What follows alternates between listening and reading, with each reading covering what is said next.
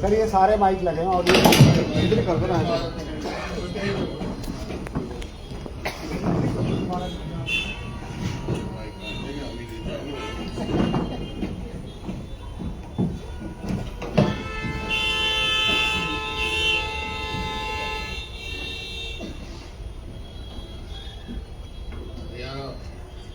Congress committee के अध्यक्ष राव नरेंद्र सिंह जी, हमारे सेक्रेटरी बघेल जी और पूर्व अध्यक्ष हमारे साथी साथी। देखिए, आज राहुल जी ने प्रेस कॉन्फ्रेंस शुरू से ये चर्चा थी कि हरियाणा के जो है वो जो लोकमत जो लोगों की आवाज़ थी वो दबाई गई और चुनाव जो है केवल वोट चोरी नहीं, वोट चोरी के जरिए हरियाणा सरकार की चोरी की गई वहाँ पर। और उसके कई कारण हैं।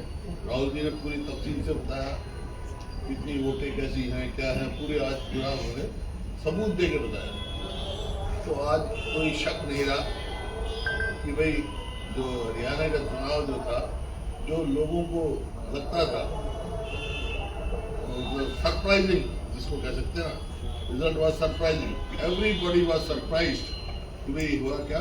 सब लोगों को एग्जिट पोल, कहीं भी किसी भी एग्जिट पोल ने भाजपा को 29 से ज्यादा सीट नहीं दी। कोई 29 दे रहा था, कोई 27 दे रहा था, कोई 21 दे रहा था। और कांग्रेस पार्टी को बहुत भारी बहुमत से हर आदमी बोल रहा था कि, और इसमें प्रत्यक्ष को प्रमाण की जरूरत नहीं है। आप पिछले तीन चार रिजल्ट निकाल के देखो हरियाणा असेंबली के, जो भी पोस्टल बैलेट में जीता है उसी की सरकार बनी है। अब ये क्या था भाई, पोस्टल बैलेट मतलब कांग्रेस 75 के करीब जीत रही है, बीजेपी 15, 16 या 17 इतने कुछ था। फिर लेकिन जब जीतती हुई ईवीएम की ये हुआ, तो यही राहुल जी ने भी इस क्वेश्चन उठाया, बिल्कुल ठीक रहा उठाया उन्होंने कि पोस्टल बैलेट में तो इतनी है और बाद में इतने हैं, इसका मतलब कहीं ना कहीं सट्टा हुआ है। और इसमें भी कोई दो राय नहीं कि जो इलेक्शन कमीशन है, देखो मैं आपको दिखा रहा हूँ,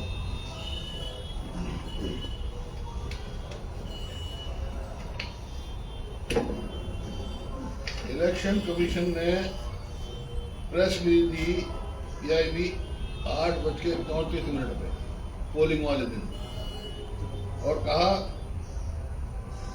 वोट हो रही है 61.19%, 61.19%। ठीक है, हो गया। फिर 5 तारीख को 8:14 पे कहा कि 6 तारीख को 5 बजे का 6 को सुबह 8:14 पे कहा नहीं, वोट पड़ी है 65.65%।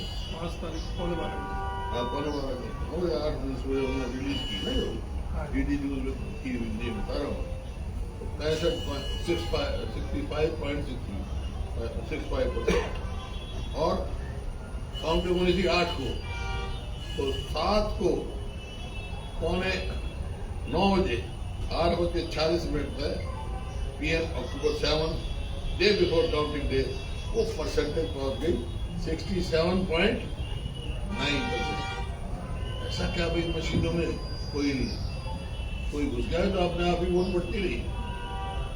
ये शक की निशान है। इसी वास्ते जब हम इलेक्शन कमीशन में मिले थे फौरन इलेक्शन के बाद, तो आपको हम रिकॉर्ड हुआ तो आप प्रेस वाले भी होंगे, मैंने यही डिमांड करी थी जो राव नरेंद्र सिंह का, वो बोले जी क्या इसका समाधान क्या है। मैं एक ही समाधान है, आज इलेक्शन बैलेट पे करा लो, रिजल्ट आ जाएगा। उस टाइम भी की। तो ये है स्थिति, एग्जिट पोल लगा लो, सर्वे लगा लो, हर चीज ये बता रही है।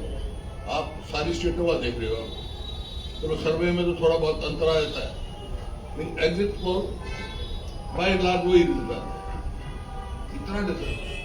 तो ये जो रातों रात वोट बढ़ गई, कहाँ से कैसे बढ़ गई भाई, कितनी वोट बढ़ी होंगी, 6.71 मतलब 15 लाख वोटर बता रहा हूँ। पोलिंग वाले तो पहले, उसके बाद 13.73 लाख वोट पोल्ड आफ्टर, मतलब 7 बजे तक पोलिंग होती है पोलिंग वाले दिन।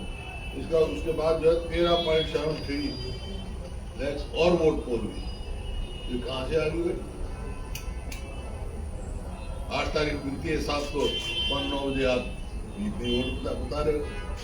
इसी प्रकार से जो इनको चाहिए था उस टाइम कि असेंबली वाइज बताएं कितनी वोट आई है, वो नहीं बताई गई, परसेंटेज बताते गए।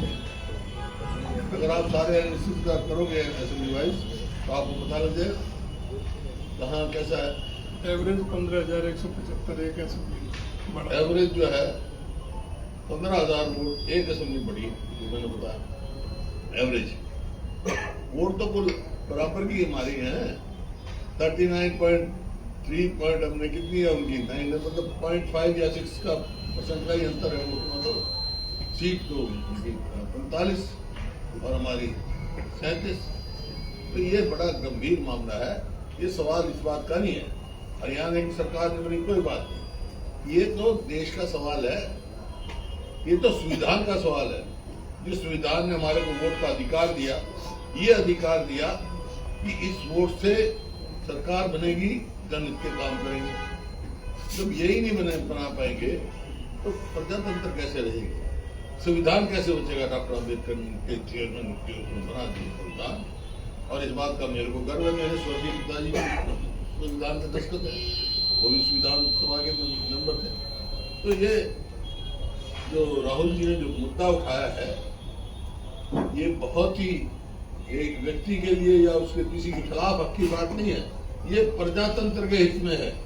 ये प्रजातंत्र और प्रजातंत्र का जैसे आप तीसरी स्तंभ हो, आपकी भी जिम्मेवारी बनती है कि प्रजातंत्र से छेड़छाड़ ना हो, संविधान से छेड़छाड़ ना हो। तभी हमारा कितनी कुर्बानियों से देश आजाद हुआ है, कितने कुर्बानियों से। आज पता है स्वतंत्रता सेनानी, मैं भी स्वतंत्रता सेनानी परिवार से हूँ, राहुल जी भी हैं, और त्याग किया है प्रदेश के लिए, ये सबको पता है। बहुत सारे नाम तो पता है, बहुत सारे लाखों ऐसे आदमी भी हैं जिनका नाम और गांव नहीं पता, उन्होंने देश के लिए अपनी कुर्बानियां की। तो छोटी कुर्बानियों से नहीं देश आजाद हुआ, छोटी कुर्बानियों से लिए संविधान बना। इस संविधान को रखने के लिए जो भी पार्टी कार्यक्रम बनाएगी, तो पार्टी का पूरी से साथ है।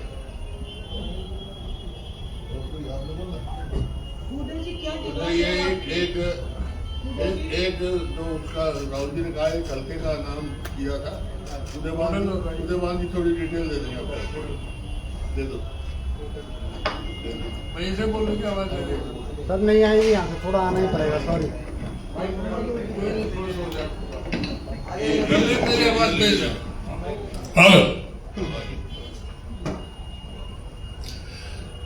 हमारे हरियाणा प्रदेश कांग्रेस कमेटी के अध्यक्ष आदरणीय श्री राहुल नरेंद्र सिंह जी, नेता प्रतिपक्ष सम्मानीय चौधरी भूपेंद्र सिंह हुड्डा जी, हमारे पार्टी के प्रदेश के सह प्रभारी श्री जितेंद्र बघेल जी, सम्मानित सभी सर दिक्कत आ रही है माइक में, कैच कर रहा है मीडिया के सभी सम्मानित साथीगण। ये माइक की ना दिक्कत आ रही है, हाँ, दिक्कत आ रही है, आवाज आ रही है हमारी। चलो वैसे ही ऐसे बंद कर सकते।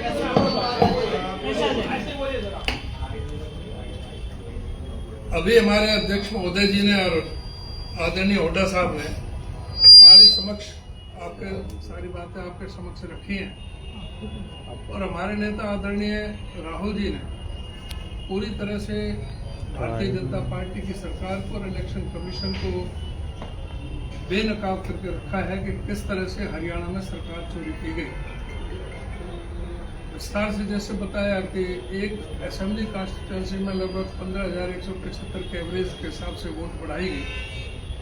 वोटिंग वाले दिन रात को 9 बजे के बाद, वोटिंग से पहले एक दिन पहले रात को, तो इस तरह से ये पूरी तरह से इसमें अंदेशा हुआ किस तरह से ईवीएम का मैनिपुलेशन हुआ, वोटर लिस्ट में एडिशन डिलीशन हुए, जो गवर्नमेंट की जिस तरह से मशीनरी का और टर्मिनल का इस्तेमाल करने के बावजूद भी फिर भी कांग्रेस पार्टी ने वो बराबर की टक्कर हुई, थोड़ा आधा % से वोट कम रहे। 22,779 जो वोट था उसकी कमी से ये सरकार बनाने में सफल हुए। राहुल जी ने कुछ जिक्र किया था मेरी विधानसभा का भी, होडल का भी, उसके बारे में थोड़ा सा मैं विस्तार से बताना चाहूँगा थोड़ा सा कि duplicate epic 190 duplicate voter 1863 vote है, ऐसे 42 हाउस नंबर हैं और जो फेक और इनवैलिड जो एड्रेसेस है वो 1005 है। टोटल ये 46,094 वोटों का इसमें मेरी विधानसभा में है। और ये बूथ वाइज जो ये बूथ जिन्होंने ये सब में दिया है उसमें booth number, house number, total vote 502, 162, 141, 139, 91, 79, 78, 78, 77, 74, 80 ऐसे करके सारी जो वोट जो मैंने बताया जैसे 40 कैसे था इतना ही आएगा प्रेम फोन में हुई है। और कई ऐसे भी हैं कि एक कैंडिडेट थी नवीन रोहेला मेरे यहाँ बीजेपी से टिकट मांगी थी, आम आदमी पार्टी में इंडिपेंडेंट खड़ी हुई, बीजेपी ने फाइनेंस किया। चलो अभी रिकॉर्ड हो रहा उसके बाद फिर वो करवा देते हैं। नवासी 89 मनदीप को विधानसभा में भी उसके वोट, 84 पलवल में भी उसके वोट और 83 होडल में भी वोट। असेंबली इलेक्शन से पहले 6-7 दिन पहले पलवल में चेयरपर्सन का चुनाव लड़ गई और फिर होडल में जाकर के चुनाव लड़ी और 3 जगह अलग अलग एपिक नंबर। ये तो कैंडिडेट का बता रहा हूँ, बाकी तो मैंने सारे ऐसे बता दिए। उस कैंडिडेट का ये नहीं कि भाई इनोसेंट हो, अनपढ़ हो, एमटेक और पीएचडी है, प्रिंसिपल वुमेन पॉलिटेक्निक से रिटायर है, उसका हस्बैंड भी चीफ इंजीनियर बिजली बोर्ड से रिटायर है, दोनों मियाँ बीबी एमटेक है, दोनों ने अलग अलग असेंबली में कर रखे, अलग अलग वोट है तीनों असेंबली में। और सब जगह इस तरह से फर्जीवाड़े बहुत हैं, जैसे और मैंने आपको बताया जो डुप्लीकेट वोटों का, तो इस तरह से फर्जीवाड़ा बहुत ज़बरदस्त ढंग से हुआ है और सारे हरियाणा के अंदर ही हुआ है। राय के बारे में बताया, बाकी सारे और कई विधानसभाओं में अभी चल रही है, टीम लगी हुई है, तैयारी हो रही है, वो भी और आपके सामने आएगी डिटेल में के अंदर। तो कहने का मतलब है कि पूरा हरियाणा प्रदेश में जिस तरह से ये माहौल बनाया गया बीजेपी की सरकार ने, जिस तरह से मुख्यमंत्री ने 2 दिन पहले 6 तारीख को रात को कहा कि हमारे हर तरह की व्यवस्था हो चुकी है और अब हम तीसरी बार सरकार बनाने जा रहे हैं और कांग्रेस पार्टी ईवीएम का रोना रोई।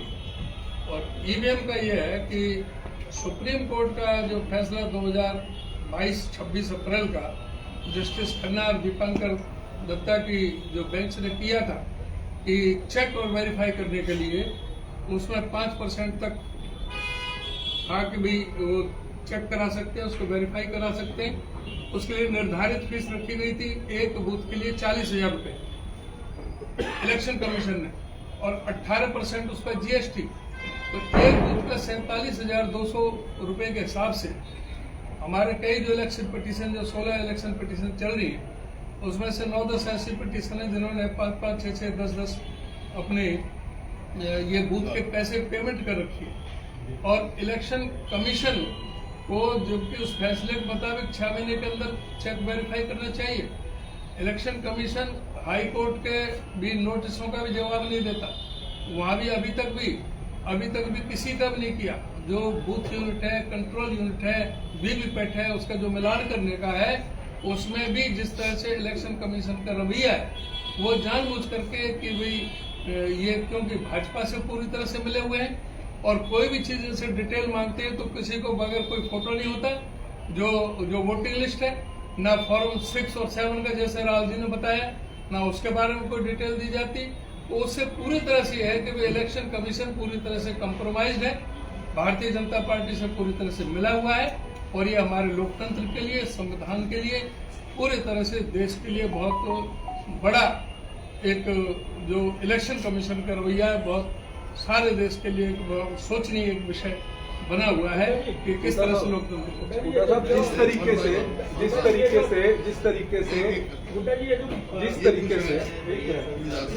जिस तरीके से राहुल जी ने आज बोला कि हरियाणा की इलेक्शन चोरी हुई है और जो सरकार है और मुख्यमंत्री है वो अवैध है, एक तरह से इलेजिटिमेट है, तो आप इसकी क्या डिमांड करते हैं और कैसे इसको आगे ले जाएंगे? कोई पब्लिक मूवमेंट वगैरह आपने बोला प्रोटेस्ट होगी? वो तो देखो पब्लिक अवेयरनेस करेंगे और डिमांड तो मैं आपको पहले दिन कह दी थी इनको इलेक्शन कमीशन में, भाई इलेक्शन करवा लो, बैलेट पे करवा लो, लोगों की मनसा पता लग जाएगी।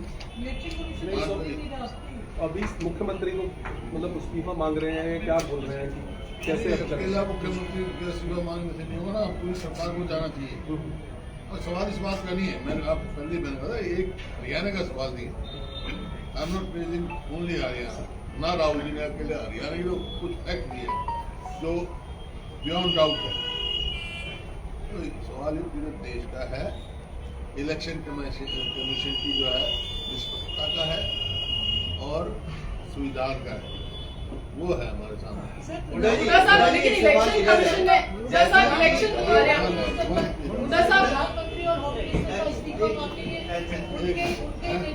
अरे मुझे आप बोलो क्या कर रहे हो? सर, प्रधानमंत्री और होम मिनिस्टर का इस्तीफा मांगेंगे, उनके नेतृत्व में ये सब हो रहा है, वही इसके देखिए जो पार्टी फैसला करेगी वो करे। राहुल जी ने जो आज कहा है सर, हरियाणा इलेक्शन कमीशन ने कोई राय नहीं है। हुड्डा साहब, क्या ये कांग्रेस की फेलियर नहीं है? सर, हरियाणा इलेक्शन कमीशन ने जो आज रिबटल दिया, उस पर हरियाणा इलेक्शन कमीशन ने जो रिबटल दिया, उसमें उन्होंने कहा कि जब हो रहा था, प्रक्रिया हो रही थी, अगले दिन भी कोई कंप्लेन नहीं आई। क्या बात करें, हम खुद मिले इलेक्शन कमीशन के दिन आते ही, ये मैं क्या बता रहा हूँ आपको। उन्होंने 3 पॉइंट उठाया हुड्डा जी, तीन उन्होंने अपनी तरफ से चुनाव आयोग ने कांग्रेस पार्टी से ये कहा है कि पहला तो आप ये कह रहे हैं कि ये डुप्लीकेट नंबर और ये, तो उनका सवाल ये है कि आपके पोलिंग एजेंट क्या कर रहे हैं। हाँ। दूसरी बात उन्होंने कहा कि अगर गलत है तो ये कैसे कांग्रेस पार्टी तय कर रही है कि वो वोट कांग्रेस के खिलाफ बीजेपी को ही मिला। तो चुनाव आयोग बजाय इसका समाधान का सवाल पूछ रहा है। मैं भी सवाल का जवाब दे रहा हूँ। ये पार्टी की जिम्मेवारी नहीं है, किसी एक पार्टी की। चुनाव फेयर हो ये आयोग की जिम्मेवारी है। आयोग को देखना चाहिए डुप्लीकेट वोट ना बने, आयोग को देखना चाहिए, उसका काम है ये फ्री एंड फेयर इलेक्शन का ना, आयोग की जिम्मेवारी है। अपनी जिम्मेवारी से कैसे बच जाएंगे वो? लेकिन पार्टी का क्या मतलब?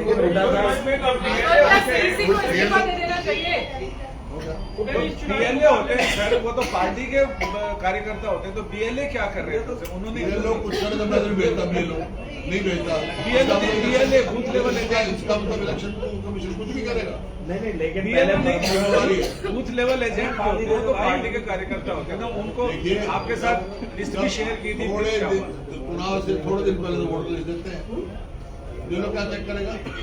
बीएलओ तो उस टाइम कह देगा ना, लेकिन लिस्ट इलेक्शन जब आगे तो मेरे पास लिस्ट आ जाएगी। लिस्ट जस्ट बिफोर इलेक्शन आएगा तो मैं क्या करूँगा? बीजेपी ने 15 करोड़ से ये सब खड़े कर दिए। जिसकी वोट बनी unless I get the voter list at least 2 या 3 months before।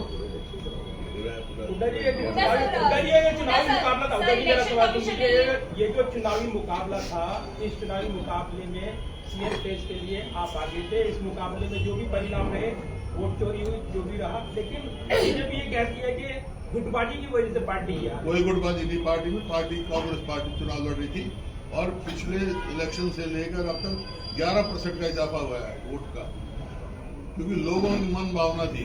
वो तो जो हो गया तो जो किया लगा लो या सरकार तो होती है हमारी। हुड्डा जी, आप लगातार कह रहे हैं कि सरकार की चोरी हुई, वोट की चोरी नहीं हुई। नहीं, ये नहीं कहा मैंने, आपने ये नहीं कहा सरकार की डोंट चोरी put your words in my mouth, don't put your words in my अब मैं पूछ लेता हूँ, आप क्या मानते हैं कि ये जो वोट चोरी का जो खुलासा हुआ है हरियाणा के संदर्भ में, इस वोट चोरी की वजह से क्या कांग्रेस पार्टी की बनती हुई सरकार नहीं बन पाई? और बिल्कुल बिल्कुल, तो यही तो मैंने आपसे कहा, यही मैं कह रहा हूँ, यही मैंने आपसे कहा। यही मैं कह रहा हूँ। आप सवाल क्यों नहीं थे सर?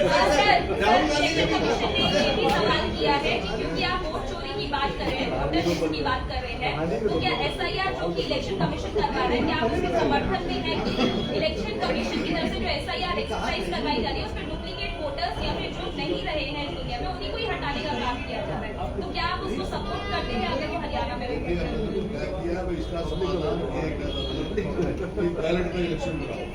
बैलेट में तो 75 से ज्यादा जीत रहे हैं। These are the questions being raised by Rahul. But do you support SIR? SIR का support कर रहे हैं क्या? करते हैं आप? फेयर होना चाहिए, SIR का सवाल नहीं है।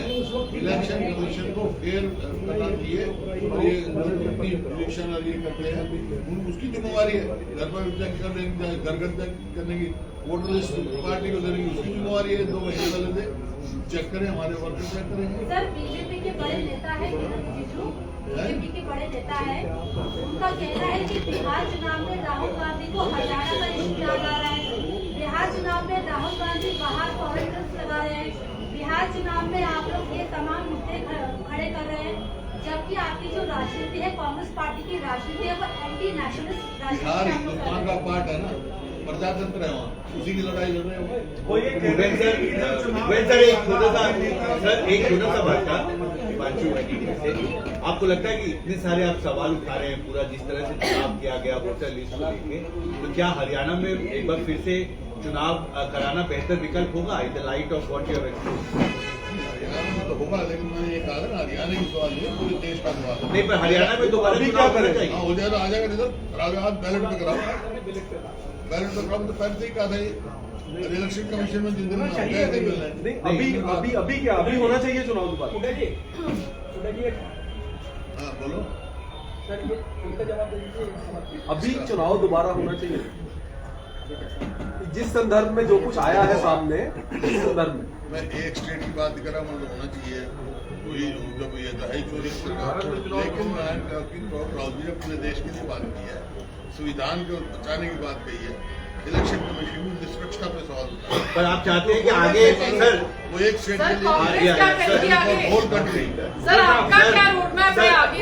यानी सर समझने के लिए बस आप ये कह रहे हैं कि हरियाणा में बेहतर होगा कि हरियाणा में बेहतर होगा कि बैलेट पेपर से चुनाव कराया जाए, आप ये कह रहे हैं ना? हरियाणा में बेहतर होगा कि I am not talking about only Haryana, I am talking for whole country. Ballot paper तो होना चाहिए। जर्मनी जैसे एडवांस कंट्री ईवीएम से they have come back to ballot. Why? Because Germany के कोर्ट ने ये ऑब्जर्व किया चांस ऑफ मैनिपुलेशन। शक हो सिस्टम का क्या फायदा?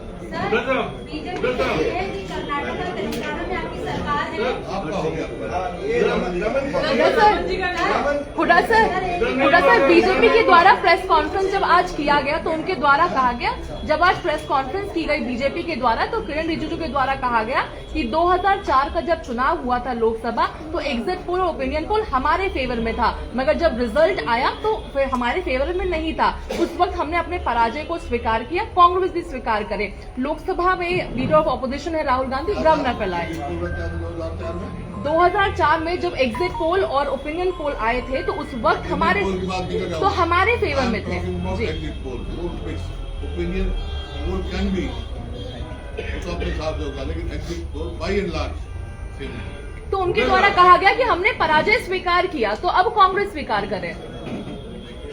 साहब आपको अब तो स्वीकार नहीं करने का प्रजातंत्र, हम तो ये बता रहे हैं कि इसकी कमियां दूर करो।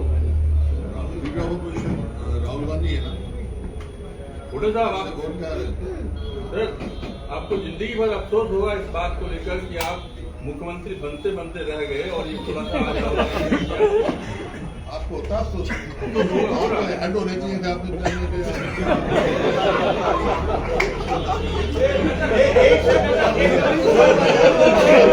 दो बार रैलियां मुख्यमंत्री